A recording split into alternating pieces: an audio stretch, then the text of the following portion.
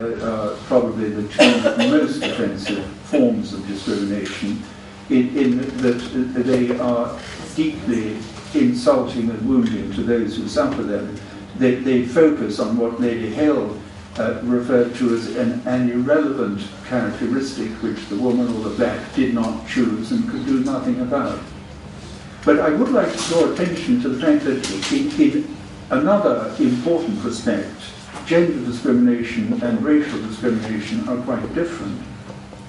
Because discrimination on grounds of gender, and to a more limited degree on grounds of sexual orientation, you've only got two people in the running, men and women, and with the exception of a small and unhappy minority of transsexuals or people who are actually medically of indeterminate sex, everyone is either a man or a woman. By contrast, the racial grounds are defined in the UK Race Relations Act as grounds of colour, race, nationality, or ethnic or national origin. And that is absolutely not a simple either-or choice. Most people fall into several different groups. A person may be black, Afro-Caribbean, British nationality, and debatable ethnic or national origins, depending how far you go back. Mrs. Elias, for instance, was a British subject born in Hong Kong in 1924. Her parents were also British subjects, but they were Jews, one from Iraq, I think, and the other from India, who had been permanently resident for most of their lives in Hong Kong. Mrs. Elias herself first set foot in England in 1945. So ethnic and national origins can be much, much more open to debate. And because of the way that UK discrimination law has developed, it attaches importance in a way that I think other discrimination jurisprudence may not attach to the identification of a person described in the English courts with, to my mind, a painful disregard for the structure of the Latin language as a comparator. I suspect it ought to be a contra comparand, but if I were trying to establish that, I think it wouldn't get very far. With whom the complainant is to be compared. But finding a comparator is often very difficult in cases of racial discrimination. When gender discrimination is in point, by contrast, the exasperated protest of a woman subjected to a bit of casual sexism, you wouldn't have done that or wouldn't have said that to a woman, usually speaks for itself. Any man will do. One's reminded of the comment by Joe Brand, who I should tell you is not a legal scholar but stand-up comedian, that women as well as men do have sexual fantasies. The difference is that the husband wishes he was with some other woman. The wife wishes she was with any other man. And now let me come to the three cases. I already mentioned the facts of Ms. Carson's case. She was typical of a very large number of UK pensioners in the same position. The number was getting on for 500,000, which is quite astonishing. In the House of Lords, the leading opinion was given by Lord Hoffman. He was prepared to accept that living overseas was a personal characteristic, but not that it was a characteristic closely allied to human dignity. Discrimination, he observed, means failing to treat like cases alike, and he then went on in a passage which has been very much quoted. Whether cases are sufficiently different is partly a matter of values and partly a question of rationality. Article 14 expresses the Enlightenment value that every human being is entitled to equal respect and to be treated as an end and not a means. Characteristics such as race, caste, noble birth, membership of a political party, and, here a change in values since the Enlightenment, gender, are seldom, if ever, acceptable grounds for differences in treatment. In some constitutions, the prohibition on discrimination is confined to grounds of this kind, and I rather suspect that Article 14 was also intended to be so limited. But the Strasbourg court has given it a wide interpretation approaching that of the 14th Amendment, that's of course the US Constitution, and is therefore necessary, as in the United States, to distinguish between those grounds of discrimination which prima facie appear to offend on notions of the respect due to the individual, and those which merely require some rational justification. And he referred to the decision of the US Supreme Court in Massachusetts Board of Retirement and Merger, which was a case about a compulsory retirement age for firefighters. Lord Hoffman found rational justification in the fact that in the UK, the old age pension with annual cost of living increases is part of a complex, interlocking system of taxation and social welfare concerned primarily with persons resident in the UK. The fact that Ms. Carson had made contributions during her working life could not be isolated as a decisive factor. The decision was unwelcome to a large number of British pensioners living overseas. It's also attracted a good deal of criticism from legal scholars. However, it was upheld first by the Chamber and then by a majority of 11 to 6 by the Grand Chamber of the Strasbourg Court. As a party to the decision, I'm not the best person to comment, but in my view, having reviewed a lot of the criticisms, I still regard Lord Hoffman's opinion as an important step forward in the understanding of the principles which underlie both the American and the European jurisprudence. It rejected the rigidly analytical approach, what English scholars call the Mitchell questions, adopted in some English cases in favour of a more holistic approach based on whether the ground of the alleged discrimination is an issue of human dignity, whether the complainant and an actual or notional comparator are indeed in an analogous situation, and whether the measure or practice complained of had a legitimate aim and was a proportionate means of achieving it. On the last point, especially if the complaint is concerned with a matter of general social policy, the court should, Lord Hoffman said, be slow to second-guess opinions taken by a democratic elected legislature. So, for my part, I don't agree with the more violent criticism of Carson, but I do readily accept that the approach which Lord Hoffman is adumbrating does tend to blur any clear distinction between interference with a right and justification of that interference, and it doesn't fit easily with the rigidity of the distinction between direct and indirect discrimination. That's the distinction which is at the heart of the problem in Mrs. Elias's case. The case arose because the British Secretary of State for Defence announced in November 2000 a scheme to pay compensation of £10,000 each, a substantial sum, to British civilians who had been interned in harsh conditions in Hong Kong between 1941 and 1945.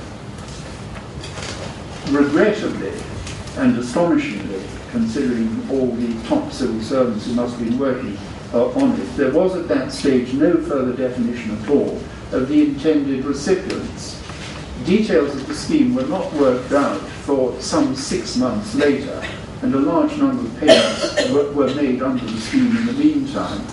But as finalised, they contained not only the requirement of British nationality, but also the requirement, referred to in the proceedings as the birth link, that the claimant, or at least one of the claimant's parents or grandparents, should have been born in the United Kingdom. Mrs. Elias satisfied the first condition, but not the second. Her judicial review proceedings before the judge failed on direct discrimination but succeeded on indirect. And the judge found that to be unjustified, so there was an appeal and a cross-appeal to the Court of Appeal.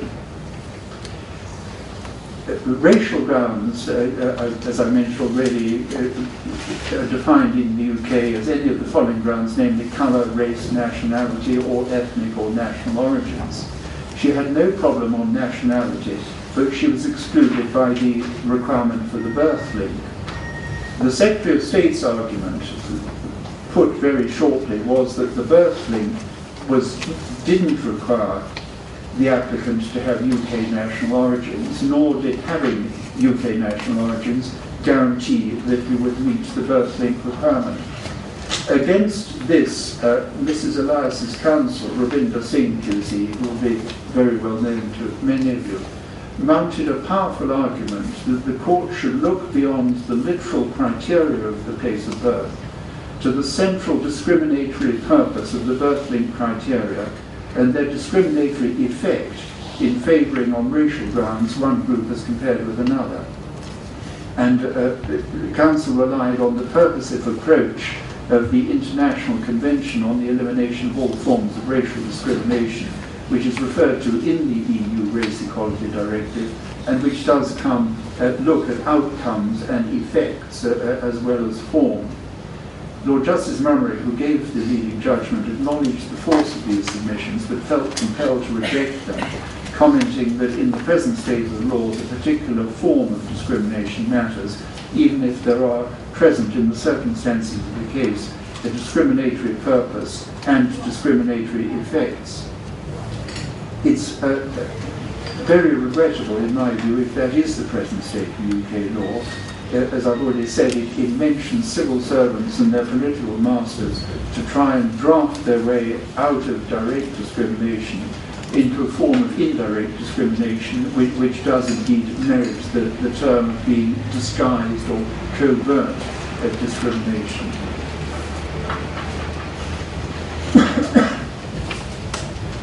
But the Court of Appeal agreed with the judge that Mrs. Elias must succeed on indirect discrimination and emphasised that in deciding whether indirect discrimination on racial grounds can be justified, that the court must impose a very stringent standard of review. Finally, I come to the Jewish free school case. It was a school designated as a faith school and therefore allowed by law to discriminate in favour of children of the faith, the relevant faith, so long as it was oversubscribed. The Jewish free school was always oversubscribed. It was a highly successful, sought-after school. All the Jewish families in North London wanted their children to go there, but the young man the young man M, on the application of his father, was rejected because he was not regarded in the eyes of the Orthodox as Jewish, because his mother, from whom his father had since been divorced, had started off as an Italian Roman Catholic, and she'd been converted in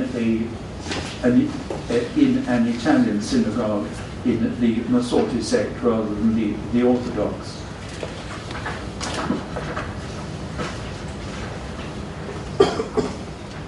I will not attempt to summarize the judgments of the 9 justices. I may say that I was one of them. I was the only one who did not give a full judgment because I thought there was quite enough to read already. I agreed with Lord Hope, and I was in the middle camp of indirect discrimination. But if I may respectfully say so, and I don't know whether any of you are going to plough through the judgments, you've got it there. I think far too much time was spent in the submissions to the court on something that really should have been regarded as common ground. That is that it was a case of institutionalized discrimination, if it was discrimination at all, and that questions of mens rea and intention were completely irrelevant, and much too much time, I think, was spent on that. It was a case where it was simply a question of asking what were the reasons why the boy M was rejected.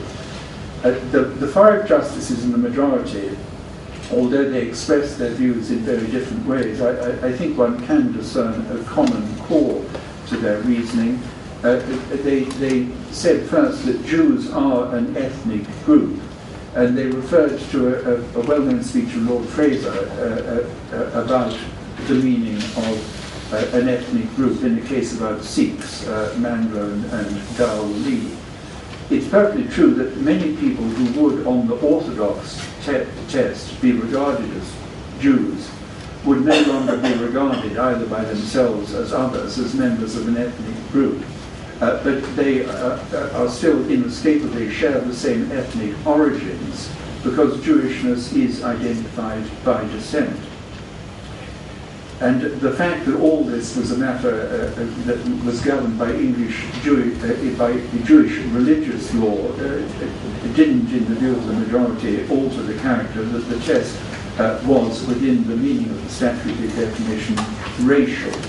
N was excluded because he didn't have the necessary descent from a mother who was, in orthodox eyes, Jewish. The division between the majority and the minority can most clearly, I think, be seen by comparing a passage in the speech of Lady Hale, who was in the majority, and Lord Roger, who was at the other extreme, that is the no discrimination minority. Lady Hale said M was rejected because of his mother's ethnic origins, which were Italian and Roman Catholic. The fact that the office of the chief rabbi would have overlooked his mother's Italian origins had she converted to Judaism in a procedure which they would recognize makes no difference to this fundamental fact. Lord Roger strongly disagreed, and Lord Roger is given just occasionally to extremely vivid references. Some of you may have seen his reference to Kylie Minogue in a case about gays gay asylum seekers. But Lord Roger said his mother could have been as Italian as Sophia Loren and as Roman Catholic as the Pope, for all the governors cared. The only thing that mattered was that she had not converted to Judaism under orthodox auspices.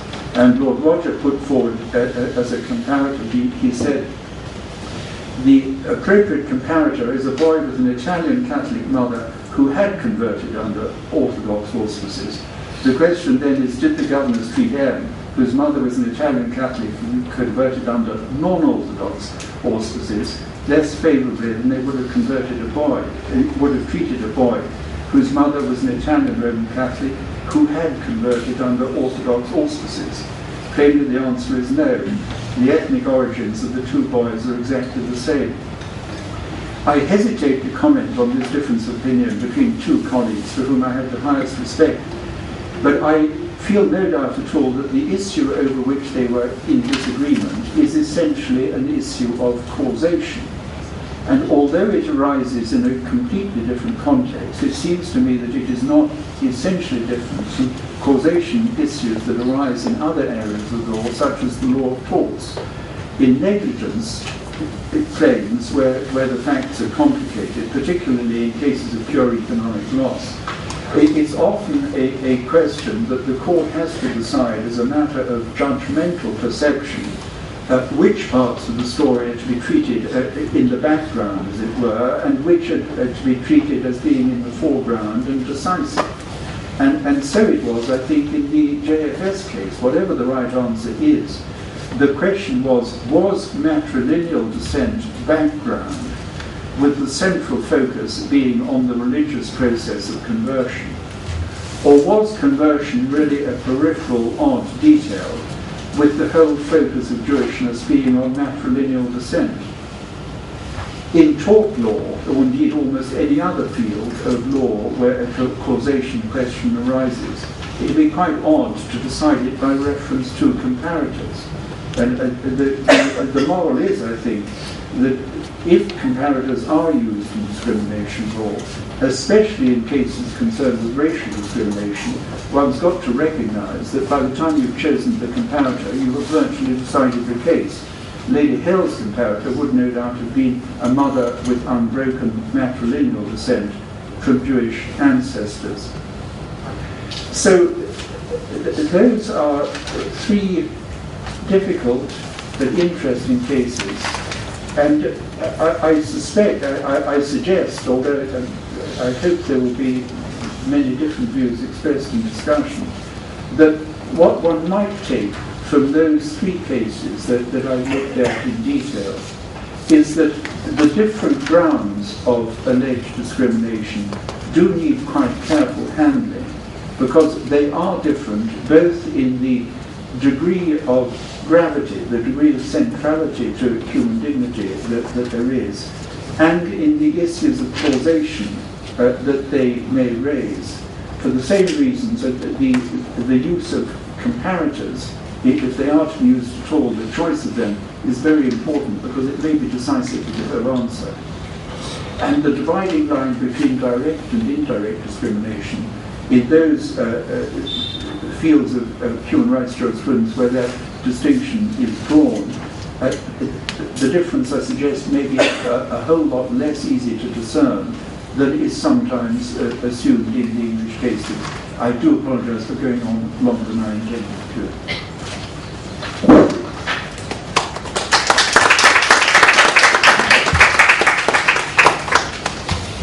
So now we will have a discussion on the presentation. The last one particularly where 3 specific cases have been brought to our notice by Lord Walker, and the issue of discrimination, direct and indirect. One case was regarding a pensioner, the rights of a pensioner. The second one was with respect to compensation. And the third one was with respect to admission, where religious minority school. So I would like the participants to raise their questions or to make their comments, and briefly, as far as possible. I thank the Chair for the opportunity to react. The human memory of the lifestyles of the society and social conditions is limited. We can measure up to 19th century. Beyond that, we don't have the precise details as to how society lived and what type of discrimination is practiced and all that. As far as discriminations are concerned, this problem is grappling all societies, all the times. The civilized sections, Orwell's campaigning, and they ultimately devised the democracy as a means to put an end to these discriminations. In the process, we find that even in the non-discrimination law, the mindset, European mindset, is totally in conflict with the mindset of the Indian conditions or the Indian constitution. The thrust of non-discrimination law, as I could learn from the speeches of Lord Leicester and Lord Walker, the thrust was, orientation was given for protecting the individual rights. But in the Indian conditions, our constitution mandates or permits the non-discrimination law to favor the disadvantaged sections like women, children, and other sections. The swimming pool example which was given, if it is to be decided by an Indian court, it would have upheld the discrimination and said, yes, charging less, giving free swimming pool facility to a woman would have been upheld. Because in our Indian tax structure also, some concessions are given to women because women are found to be economically disadvantaged and also socially disadvantaged. Therefore, in order to protect the right, to protect and improve the living conditions, such discriminations have been permitted by the Indian Constitution.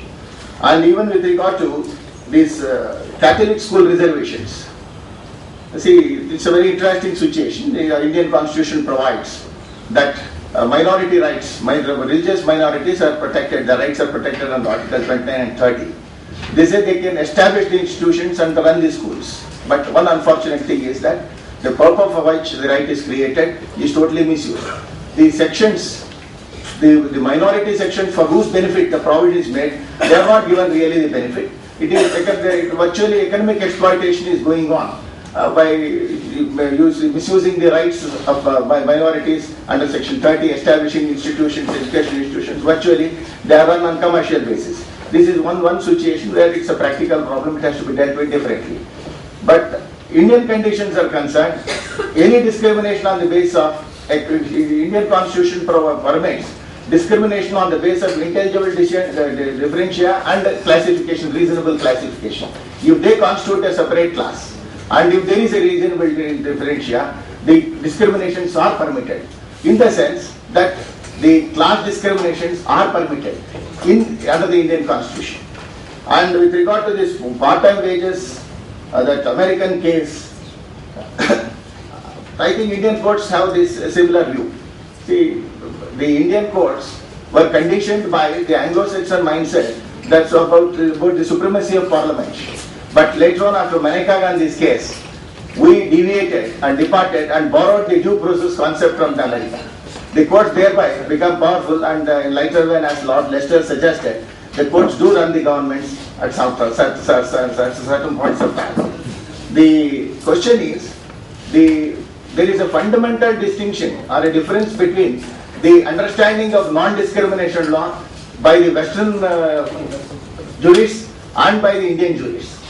I think the colloquium in this, any exercise in this colloquium, I don't think there is any scope for bringing about consensus with regard to non-discrimination because of the fundamental distinction and conflict in the mindset between the European mindset and the Indian mindset. And I think this is my view about problem.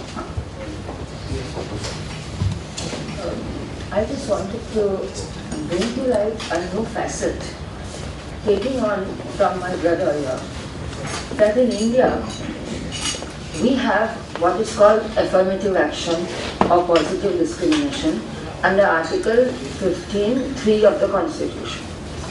Now there are various aspects of society which deal with this and which have not been considered by the courts yet.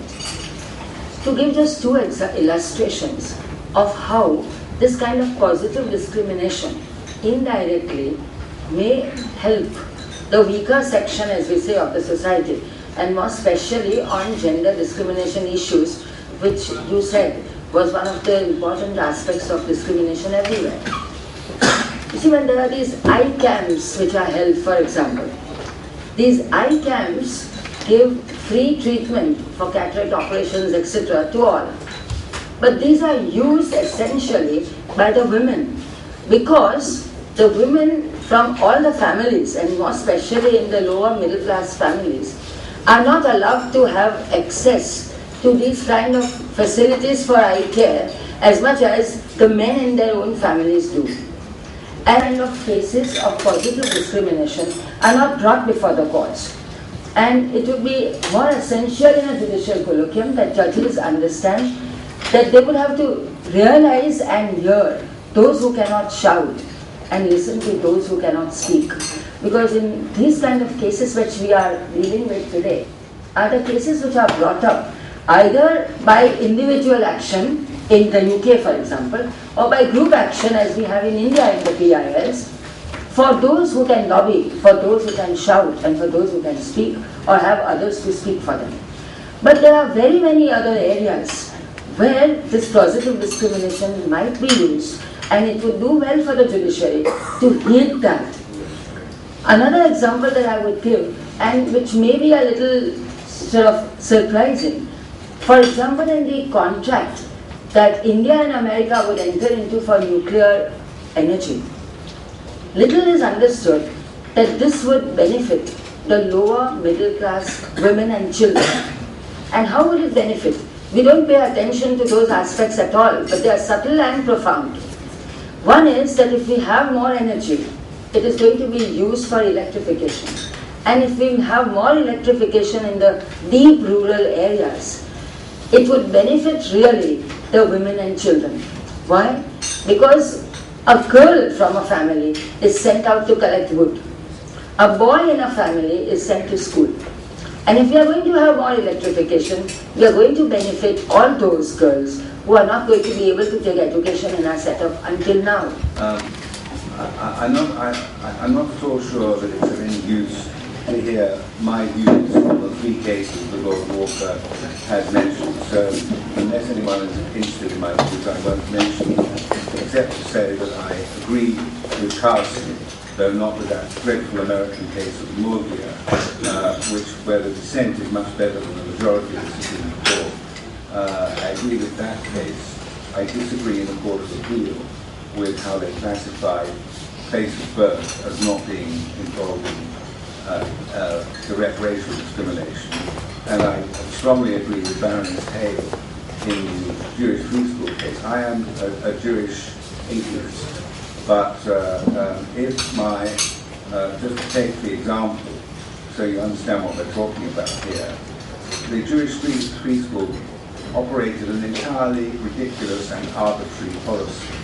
Their policy was, if your mother was a proper Jew according to orthodoxy, you could get your child into the school, even though the child, and you could also do so, the child was actually a Catholic, and it was done on the basis of matrilineal descent. And I have no doubt that Baroness Hale was right, and Robert Walker will forgive me for saying so, in the way she analysed it. It seemed to me to be a manifest case of direct race discrimination. But having said all that, because what my views really matter, I'm only an advocate, but what I would like to say is that you may not have understood from my presentation or Lord Walker's that in fact the concept of indirect discrimination that we have is extremely powerful in protecting vulnerable groups. For example, to take the example that Lord Walker mentioned, if you say you can't get employment benefits unless you work more than 16 hours a week, that hits indirectly at women with their child rearing pattern of behaviour and obligations. And so the House of Lords held that you could not have a barrier of full-time working as a condition of access to your employment benefits. And there are a lot of cases where women as part-timers have benefited from the concept of indirect discrimination because it looks to the effect of a rule which on its face is neutral, but its impact is unequal, and then requires whoever is maintaining such a rule to justify on the basis not of reasonableness, of objective necessity, proportionality. And these are very strong concepts. The second point I would like to make clear is that we have also affirmative action within our legislation, but that is defined in our legislation to ensure that affirmative action does not become abused by the concept of reverse discrimination.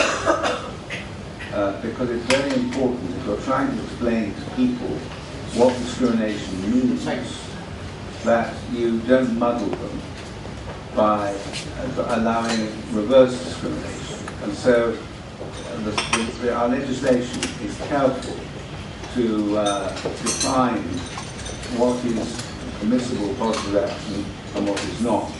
And the third thing is that we place much less emphasis than you do, I think, on litigation and more on imposing clear and strong positive obligations on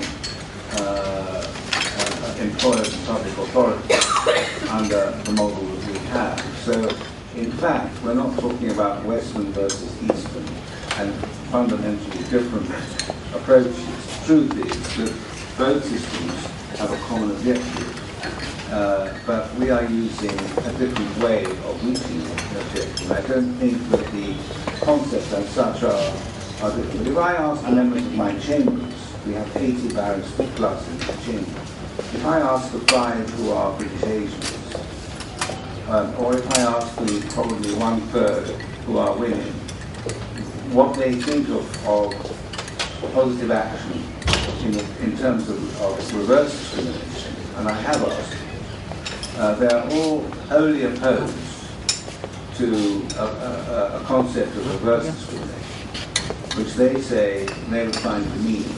They don't want to feel that they are in our chambers except on their individual merit. And so that problem of how you achieve equality without a process of reverse discrimination is what is at the heart of some of our discussions.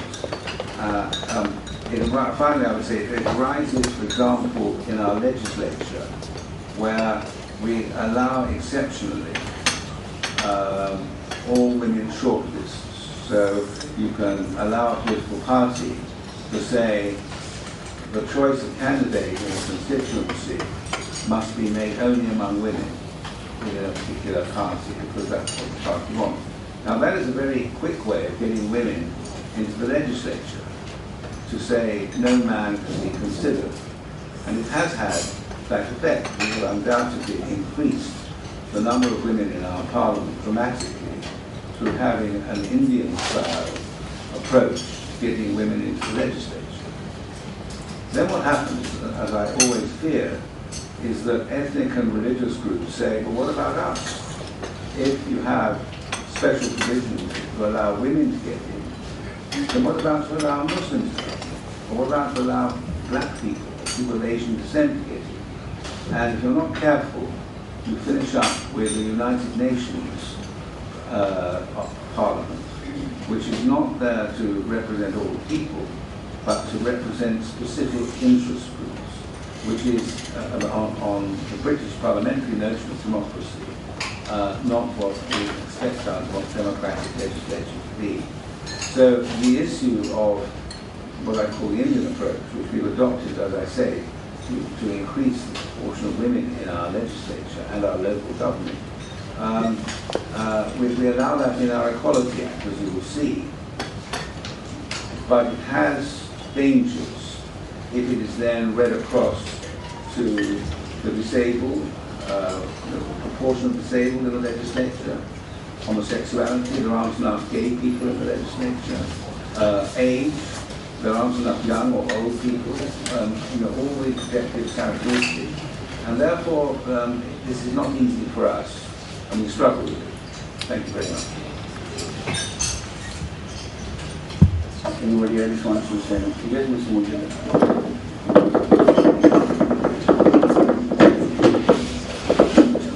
I must thank the speakers for the excellent presentations.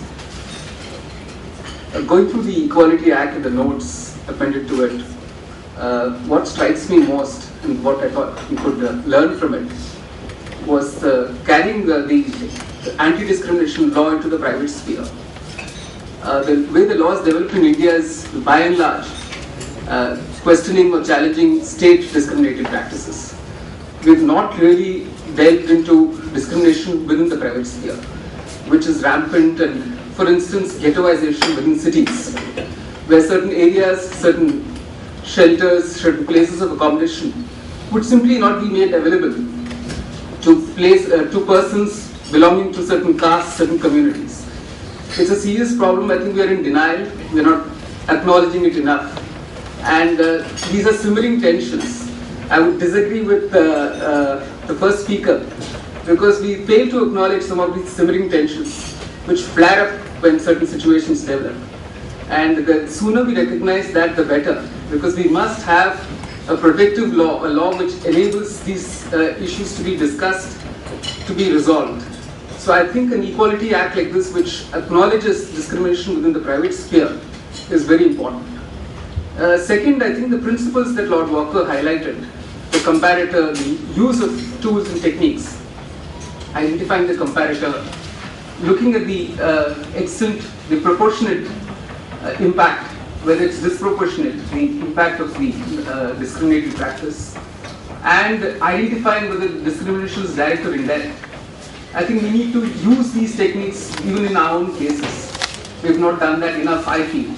I can only think of a case where